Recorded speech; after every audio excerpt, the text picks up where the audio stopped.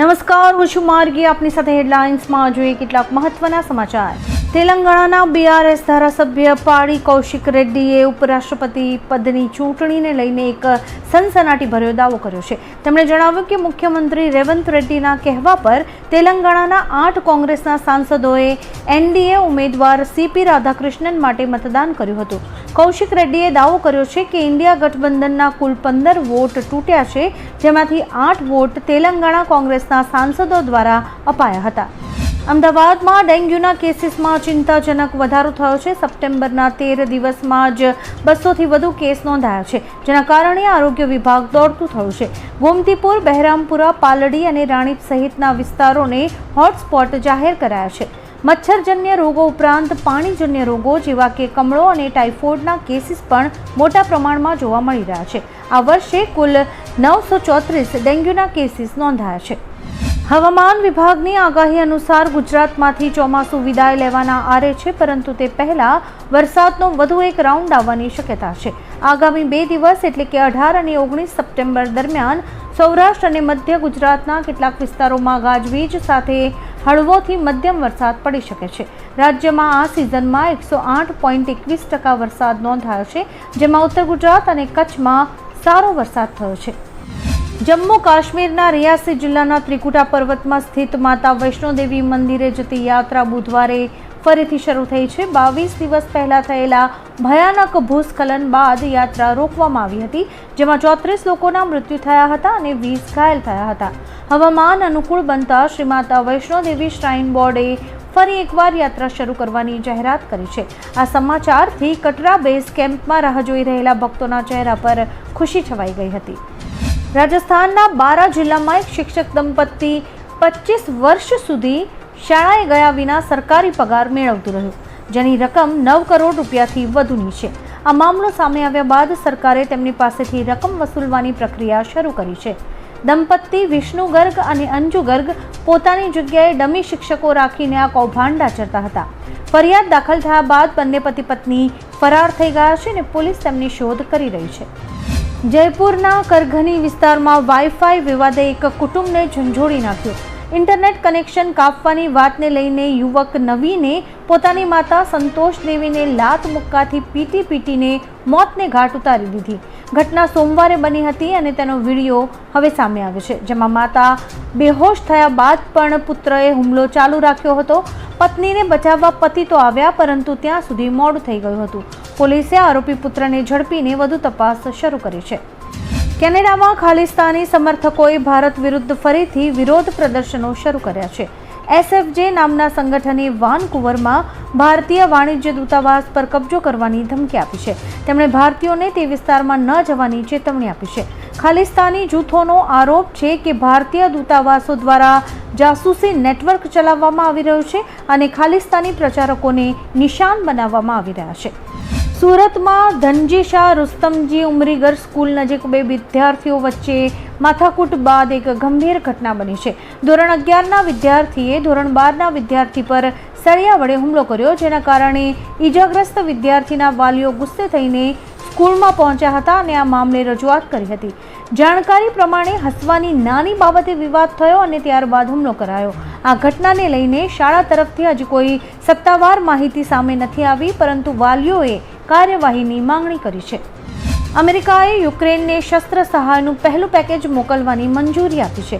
આ પેકેજ માટે નવા નાણાકીય કરાર હેઠળ નાટો દેશો પાસેથી નાણાં એકત્ર કરાયા છે. લગભગ $500 મિલિયન ના 2 શિપમેન્ટને મંજૂરી મળી છે.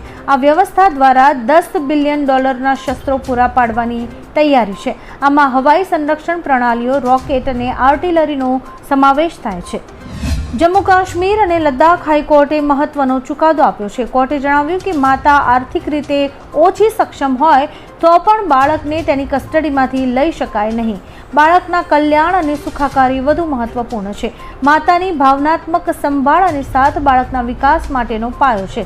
હાઈકોર્ટે ટ્રાયલ કોર્ટનો એ આદેશ રદ કર્યો, જેમાં આર્થિક સક્ષમતાના આધારે પિતાને કસ્ટડી સોંપાઈ હતી. દેશભરમાં આજે વડાપ્રધાન શ્રી મોદીના જન્મદિવસની ઉજવણી થઈ રહી છે. તેઓના જન્મદિવસે અમદાવાદમાં ઓપરેશન સિંદૂરની થીમ પર 75 કિલોની એક કેક બનાવવામાં આવી હતી. જમાલપુર દરવાજાના જગન્નાથ મંદિરના મહંત પણ આ કાર્યક્રમમાં હાજર રહ્યા હતા. આ ઉપરાંત 75 હિન્દુ 75 મુસ્લિમ બહેનોને ડ્રેસ અને સાડીનું વિતરણ કરાયું હતું. 75 બોટલ રક્તદાન પણ કરાયું હતું. એશિયા કપમાં અત્યારે હેન્ડશેક વિવાદ ચાલી રહ્યો છે. તેવામાં ભારતીય કેપ્ટન સૂર્યકુમાર યાદવે મહત્વનો નિર્ણય કર્યો છે. તેમણે કહ્યું કે જો ટીમ ફાઇનલમાં જીતશે તો તેઓ એશિયન ક્રિકેટ કાઉન્સિલના અધ્યક્ષ નકવી પાસેથી ટ્રોફી નહીં સ્વીકારે. તેમણે આ મેસેજ ACCને પણ પહોંચાડ્યો છે. સૂત્રો અનુસાર હાથ ન મિલાવવાના નિર્ણય સામે નકવી નારાજ છે અને તેઓ એશિયન ક્રિકેટ કાઉન્સિલના પ્રેસિડેન્ટ પણ છે.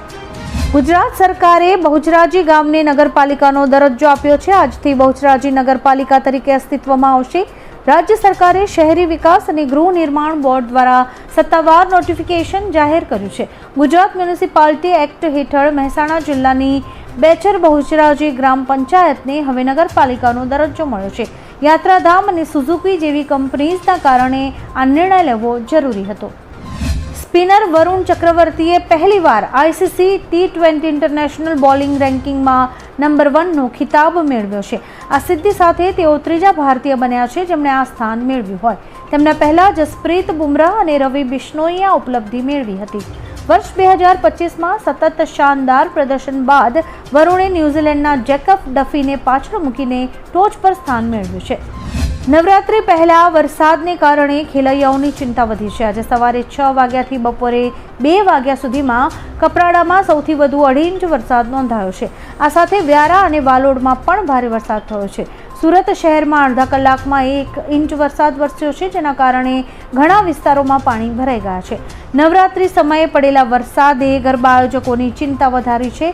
હવામાન વિભાગે પણ દક્ષિણ ગુજરાત માટે યલો એલર્ટ જાહેર કર્યું છે. એડ ફિલ્મ મેકર પ્રહલાદ કક્કરે એક ઇન્ટરવ્યૂમાં ઐશ્વર્યા રાય અને અભિષેક બચ્ચનના છૂટાછેડાની અફવાઓને બકવાસ ગણાવી હતી. તેમણે કહ્યું કે ઐશ્વર્યા ઘર સંભાળે છે અને માત્ર પુત્રી સ્કૂલમાં હોય ત્યારે જ માતાને મળવા જતી હતી. ક્યારેક અભિષેક પણ તેની સાથે જાય છે. તેમણે સ્પષ્ટ કર્યું કે બંનેએ અફવાઓ પર ક્યારેય કોમેન્ટ નથી કરી, કારણ કે તેમણે હંમેશા ગૌરવ જાળવ્યું છે. ભારતના ભાલા ફેંક સ્ટાર નીરજ ચોપરાએ ટોક્યોમાં ચાલી રહેલી વર્લ્ડ એથ્લેટિક્સ ચેમ્પિયનશિપમાં ફાઇનલમાં સ્થાન મેળવ્યું છે. બુધવારે ક્વોલિફાઇંગ રાઉન્ડમાં નીરજે પોતાના પહેલા જ થ્રોમાં 84.85 મીટર સુધી ભાલો ફેંક્યો, જ્યારે કે ક્વોલિફિકેશન માર્ક 84.50 મીટર હતું. આ પ્રદર્શનથી તેઓ સીધા ફાઇનલમાં પહોંચ્યા છે. ફાઇનલ ગુરુવારે યોજાશે, જ્યાં નીરજનો મુકાબલો પાકિસ્તાનના અરશદ નદીમ સાથે થઈ શકે છે. ભારતના ચૂંટણી પંચે EVM મતપત્રોને વધુ સુવાચ્ય બનાવવા માટે માર્ગદર્શિકામાં સુધારો કર્યો છે. બિહાર ચૂંટણીથી શરૂ કરીને EVMમાં પ્રથમ વખત ઉમેદવારોના રંગીન ફોટોગ્રાફ્સ દર્શાવાશે. સિરિયલ નંબર્સ પણ વધુ સ્પષ્ટ રીતે પ્રદર્શિત કરવામાં આવશે. ભારતીય ચૂંટણી પંચે EVM મતપત્રોની સ્પષ્ટતા અને વાંચન ક્ષમતા વધારવા માટે ચૂંટણી આચાર નિયમો 1961ના નિયમ 49B હેઠળ હાલની માર્ગદર્શિકામાં સુધારો કર્યો છે. અમદાવાદ શહેરના SG હાઈવે પર નવરાત્રી દરમિયાન રાત્રિના 2 વાગ્યા સુધી ભારે વાહનો માટે પ્રતિબંધ રહેશે. SG હાઈવે પર 3 ક્લબ, 10થી વધુ પાર્ટી પ્લોટ અને ઘણા ફાર્મ હાઉસમાં ગરબાનું આયોજન કરાય છે, જેના કારણે આ રોડ પર લાખોની ભીડ અવરજવર કરે છે. જેથી SG હાઈવે પર ટ્રાફિક નિયંત્રણ કરવા માટે 2 DCP, 2 SP, 7 PSI અને 500 પોલીસ કોન્સ્ટેબલ ફરજ બજાવશે. એશિયા કપ 2025માં ભારત પાકિસ્તાન મેચ પછીના નો હેન્ડશેક વિવાદમાં ICCએ PCBની માંગણી ફગાવી દીધી છે. PCBએ મેચ રેફરી એન્ડી પાયક્રોફ્ટને હટાવવાની માંગ કરી હતી, જેમણે પાકિસ્તાન કેપ્ટન સલમાન અલી આગાને હેન્ડશેક ન કરવાની સલાહ આપવાનો આરોપ મુકાયો હતો. ICCએ સ્પષ્ટ કર્યું કે પાયક્રોફ્ટ ACCના નિર્દેશ પ્રમાણે કાર્ય કરી રહ્યા હતા અને તેમને આજની પાકિસ્તાન વિરુદ્ધ UAE મેચ માટે પણ રેફરી તરીકે જારી રાખવામાં આવ્યા છે. આવા જ કેટલાક રસપ્રદ સમાચારો નિહાળવા માટે અમારી YouTube ચેનલને લાઇક, શેર અને સબસ્ક્રાઇબ કરો અને જોતા રહો હેડલાઇન્સ.